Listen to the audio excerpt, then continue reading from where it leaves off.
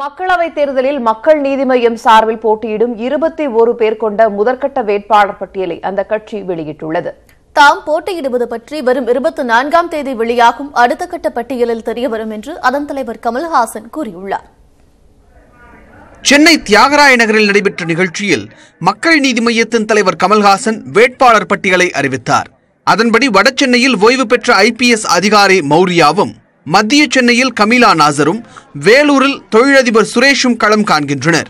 வழக்கறிஞர் ராஜசேகர் தர்மபுரி தொகுதியிலும், பிரபு மணிகண்டன் சேலத்திலும், ஆனந்த ராஜா திருச்சியிலும் போட்டியிட உள்ளனர். மயிலாடுதுறையில் ரிஃபாயிதீன், நாகை தனி தொகுதியில் குருவையா, குமரியில் எபினேசர், புதுச்சேரியில் டாக்டர் சுப்பிரமணி களமிறங்குகின்றனர். திருவள்ளூர், ஸ்ரீபெரும்புதூர், அரக்கோணம் தொகுதிகளில் முறையே சிவக்குமார், ராஜேந்திரன் ஆகியோர் போட்டியிடுகின்றனர்.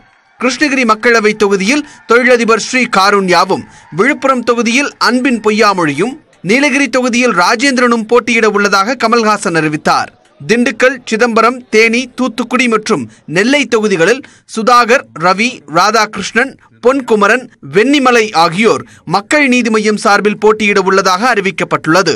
அடுத்த கட்ட வேட்பாளர் பட்டியல் வரும் 24ஆம் தேதி வெளியாகும் என்று கமல்ஹாசன் தெரிவித்தார்.